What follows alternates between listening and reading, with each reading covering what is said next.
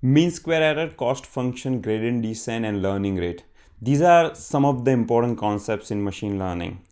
And that's what we are going to cover today. At the end of this tutorial, we would have written a Python program to implement gradient descent. Now, when you start going through machine learning tutorials, the thing that you inevitably come across is mathematical equations. And by looking at them, the first thought that jumps into your mind is, oh my god, I suck at math. I used to get 4 out of 50 in my math test. How am I going to deal with this? Let's not worry too much about it. We can take one step at a time and the things won't seem that much hard. Also, you won't be implementing gradient descent when solving the actual machine learning problem. But the reason we are doing this exercise today is that you should know some of the internals so that while using the sklearn library, you know what's going on and you can use the libraries in a better way. With that, let's get started. During our linear algebra class in our school days, what we used to have was this equation and x as an input, and we used to compute the value of y, where the way you derive 9 is by multiplying this 3 with 2, which will be 6 plus 3, and that's how you come up with 9. In case of machine learning, however, you have observations or training data set, which is your input and output. Using that, you try to derive an equation, also known as prediction function, so that you can use this equation to predict future values of x. In case of our problem of predicting home prices, we saw in the initial linear regression tutorials that we have area and price, and using that we came up with this equation. Now, if you don't know this equation quite well, you look at my Jupyter notebook, and in that notebook you'll see that I have this coefficient and intercept. Okay, so that's what I have put it here. So here I have the home prices in Monroe Township, and I have plotted these on this chart. And what we are going to look at is how can you derive this equation given this input and output. Okay, so our goal is to derive this equation. That equation is nothing but this blue line, which is the best fit line going through all these data points. Right now, these data points are scattered, so it's not possible to draw the perfect line, but you try to draw a line which is kind of a best fit. All right, but the problem here is you might have so many lines, right, that can potentially go through these data points. My data set is very simple here. If you have like very heavy data set, and if it's like scattered all over the place, then drawing these lines becomes even more difficult. So how do you know which of these lines is the best fit line? Okay, so that's the problem that we are going to solve today. So one way is you draw any random line, then from your actual data point you calculate the error between that data point and the data point predicted by your line. Okay, so call it a delta. You collect all these deltas and square them. The reason you want to square them is these deltas could be negative also, and if you don't square them and just add them, then the results might be skewed. After that, you sum them up and divide it by n. So n here is 5. It is number of data points that you have available. The result is called mean square error. Okay, and mean square error is nothing but your actual data point minus the predicted data point. You square it, sum them up, and then divide by n. This mean square error is also called a cost function. There are different type of cost function as well, but mean square error is the most popular one. And here y predicted is replaced by mx plus b, because you know that y is equal to mx plus b. So that's the equation for mean square error. Now we initially saw that there are so many different lines that you can draw. You're not going to try every permutation and combination of m and b, because that is very inefficient. You want to take some efficient approach where in very less iteration you can reach your answer. Okay, and gradient descent is that algorithm that helps you find the best fit line in very less number of iteration or in a very efficient way. Okay, so we are going to look at how gradient descent works now. For that, I have plotted MB against the mean square error or a cost function. So here I have drawn different values of M, and here there are different values of P, which is your intercept. And for every value of M and B, you will find some cost. So if you keep on plotting those points here, and if you create a plane out of it, it will look like this. It will be like a ball. And what you want to do is you want to start with some value of M and B. People usually start with 0. So here you can see this point has M as 0 and B as 0. And from that point, you calculate the cost. So let's say the cost is 1000. Then you reduce the value of M and B by some amount. And we'll see what that amount is later on. So you take kind of like a mini step. You come here and you will see that the error is now reduced to somewhere around 900, something like that. And then again you reduce it by taking one more step. You keep on taking these steps until you reach this point, which is your minima.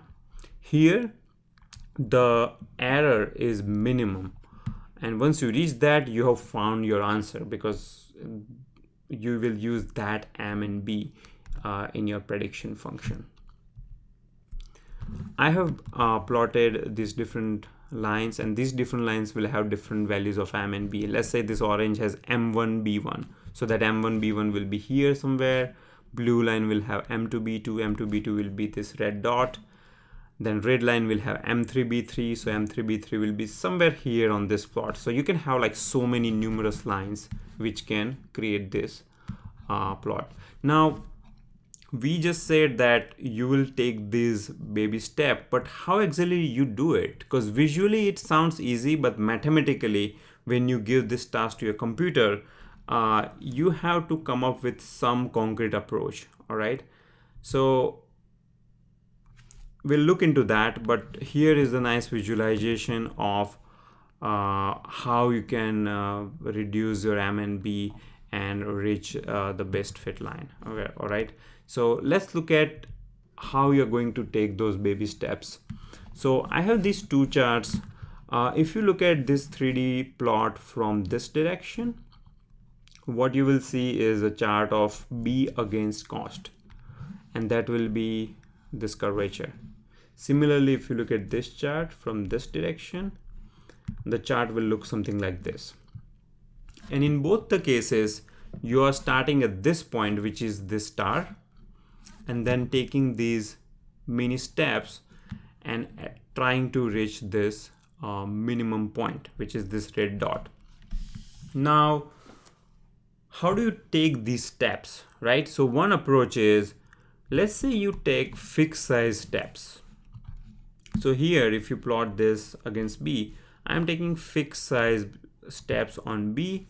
But the problem that it can create is, by taking these steps, I might miss the global minima. Okay, I might just miss it, and my gradient descent will never converge. From this point, it will just start going up, and I don't know where is my minima. All right, so this approach is not gonna work.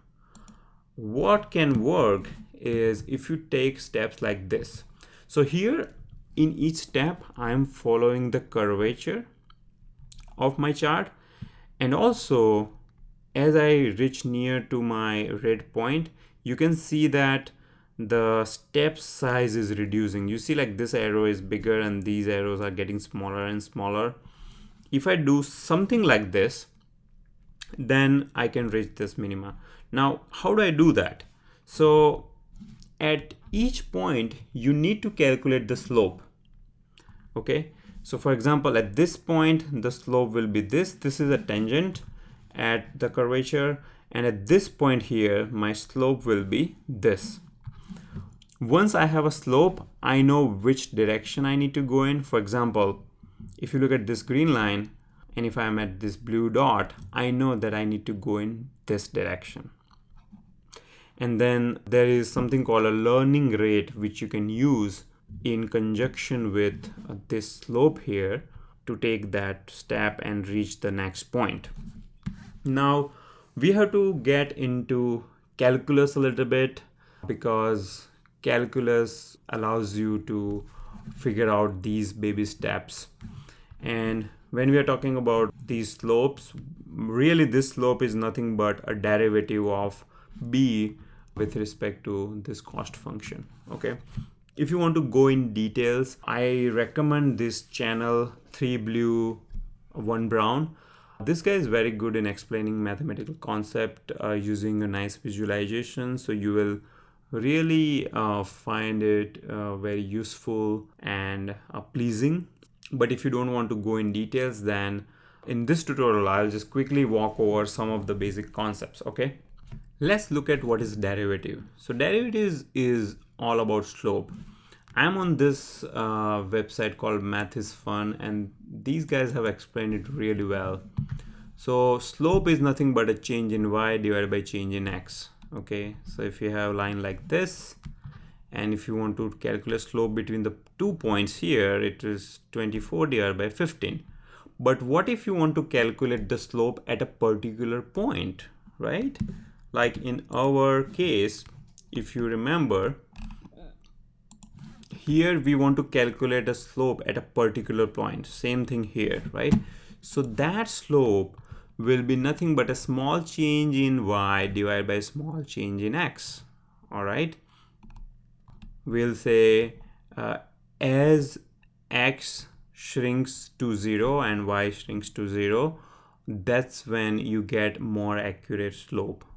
Okay, so for the equation like x square, that slope will be 2x. Okay, this is again called a derivative. Derivative is mentioned by this notation d by dx, and the derivative of x square is 2x. So for example, for this chart, the slope here is 4 because this is x square, and the value here for the slope will be 4. Okay, now let's look at what is partial derivative. When you have an equation like this, where you have your function depending on two variables x and y, what you try to do is you calculate a partial derivative of x. In that case, you keep the y 0. So here f dot x is nothing but a partial derivative of x square with respect to x. Okay, similarly, when you want to calculate a partial derivative of this function with respect to y, what you do is you keep x 0 and then you calculate the derivative of y. All right, and general rule here is, let's say if you have y cube, right? Like how did you come up with 3y squared? Like you put 3 here in front of y and then you subtract 1 from 3. So that's how you get 3y squared. Okay, so those are like some of the basic concept of derivative and partial derivatives. Again, if you want to go in detail, just follow a 3 Blue 1 Brown YouTube channel, and that guy is like really good in explaining these concepts in detail. Okay, so just to revise the concept, the derivative of this function will be 3x squared, and this is the notation for your derivative. The derivative of functions which has dependency on two variables, it will be a partial derivative, and the partial derivative of this function with respect to x will be this, and with respect to y will be 2y. And this is how you mention your derivative. This is the notation that you use, right? It's sort of like, looks like a D, but it's not like, it's like a curved D. So now going back to our problem of the line, right? So here we want to find the partial derivative of b, and then for the other chart we want to find the partial derivative of m. Okay, so how do you find that? So this is your mean square error function, and the partial derivative of m will be this, and partial derivative of b will be this. Now I'm not going to go in detail about how we came about this. Again, you can follow other resources, but you can just accept this equation. It's sort of like a rule, you know. It's like why earth rotates around the sun, or why humans have two eyes. Well, it's just a law of nature. But if you want to go in detail on how we derived this, then you can follow some other resources. But one hint I can give you is, see, this thing has a square, so generally for a derivative you put 2 here, so 2 came here, and this becomes 2 minus 1, which is 1, so which we don't show here.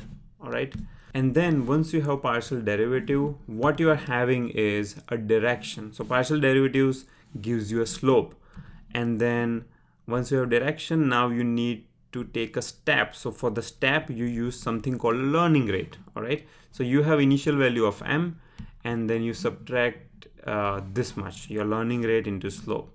So for example, you are here on this chart, this is your b1 value. To come up with this b2 value, you will subtract learning rate multiplied by the partial derivative, which is nothing but a slope here. Now let's write Python code to implement gradient descent. I'm going to use PyCharm today instead of Jupyter Notebook because I'm planning to use some of the debugging features. PyCharm's community edition is freely available to download from JetBrains website. The problem we are solving here is we have a value of x and y vectors, and we want to derive the best fit line or an equation using m and b. So you have x and y, and you want to come up with correct value of m and b. All right, so that's our objective. Here I'm going to use a NumPy array instead of simple Python list because matrix multiplication is very convenient with this, and also NumPy array tends to be more faster than simple Python list.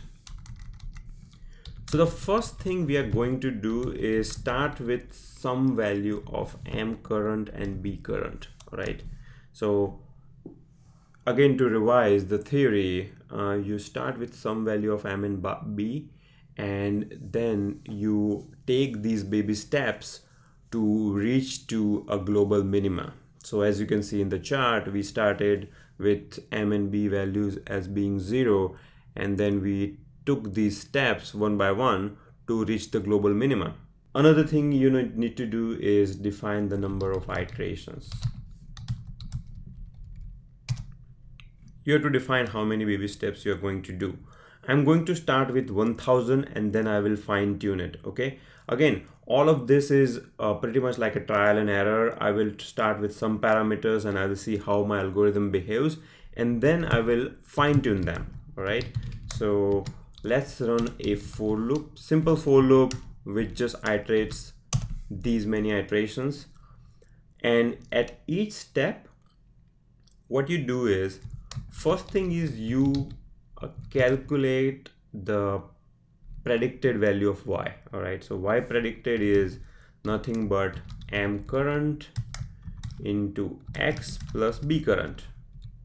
All right, pretty straightforward. Y is equal to mx plus b, and for the assumptions that you have for m and b, you are calculating y, which is y predicted. Next step is to calculate m derivative and b derivative. So m derivative, I'm going to call it md, and the equation is 2 by n. All right, now what is n? N is the length of these data points. I'm assuming x and y's length is same. If it is not the case, then you can add necessary validation and throw an error.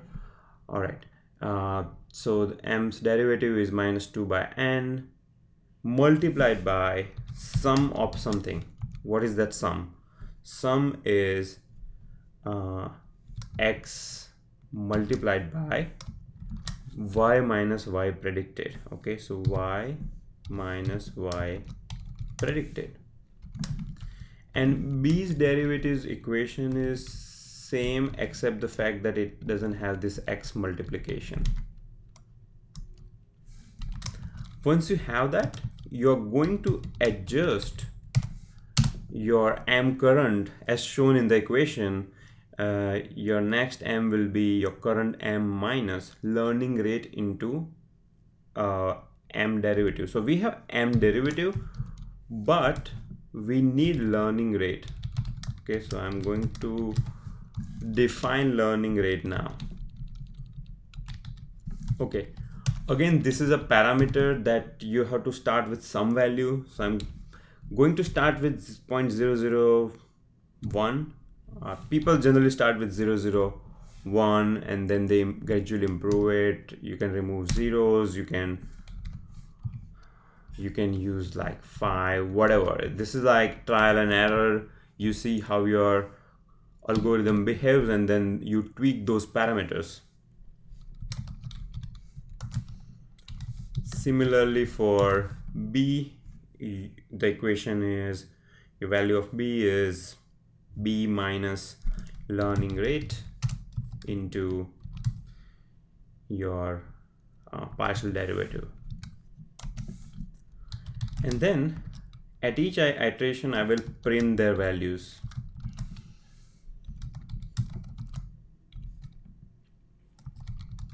Let me print iteration also so that I know what's going on at each iteration.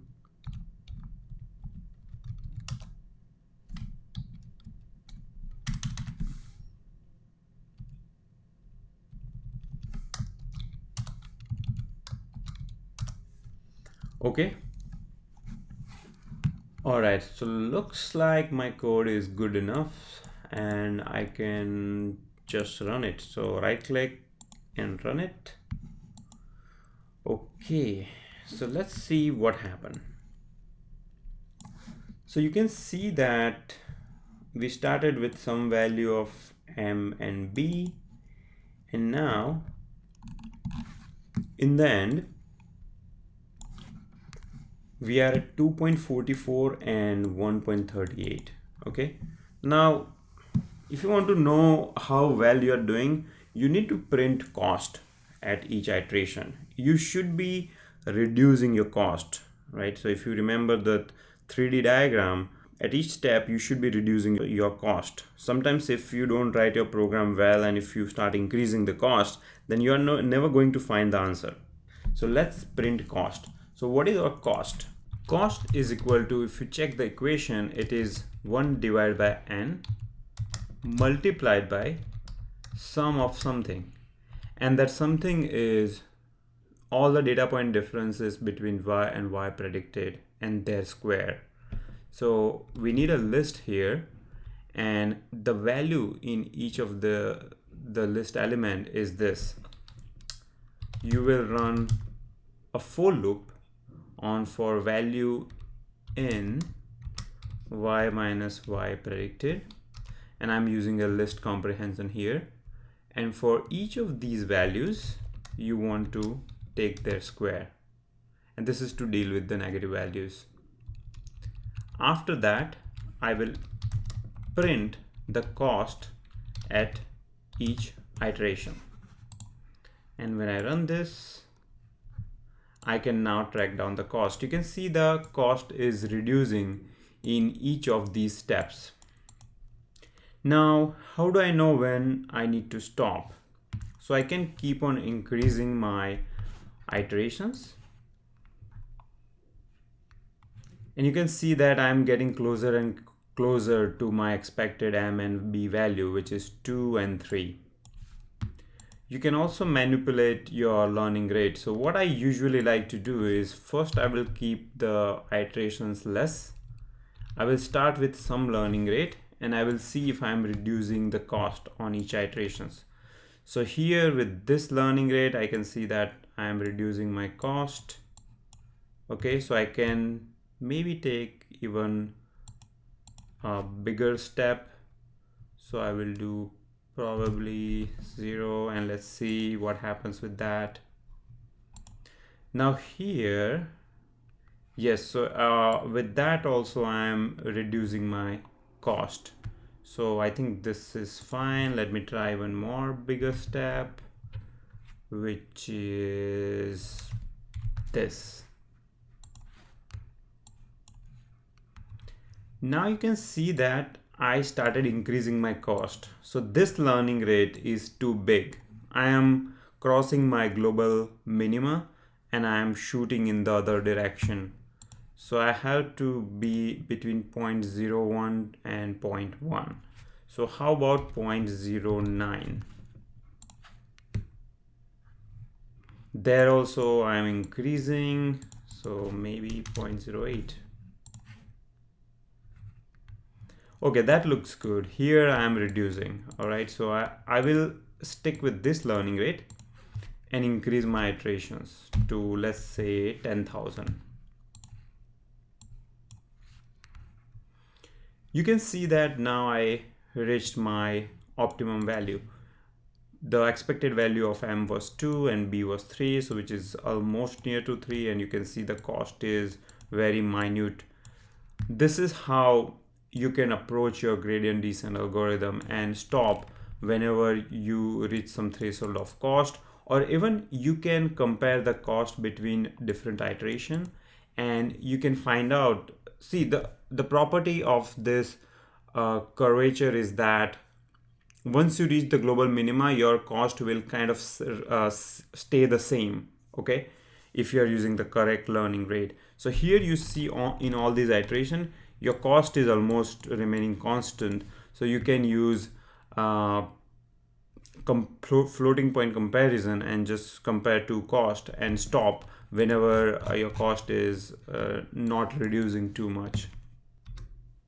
I also have a visual representation of how my M and B is moving towards the best fit line. So we started here and then we were moving closer to those points. Those red points are not quite visible, but they are here, and you can see that gradually I am reaching more and more closer towards those points. So you can use this Jupyter notebook for visualization purpose. And now we'll move into our exercise section. So the problem that you have to solve today is you are given the mathematics and computer science test scores for all these students, and you have to find out the correlation between the math score and computer science score. So in summary, B is your X and computer science score, which is column C, as your Y. Using this, you will find a value of M and B by applying gradient descent algorithm. And what you have to do is you have to compare the cost between each iteration and when it is within certain threshold. And to compare the threshold, we are going to use a math.isClose function and use a tolerance of 1 e raised to minus 20. Okay, so if your two costs are in this range, then you have to stop your for loop and you have to tell me how many iterations you need to figure out the value of M and B.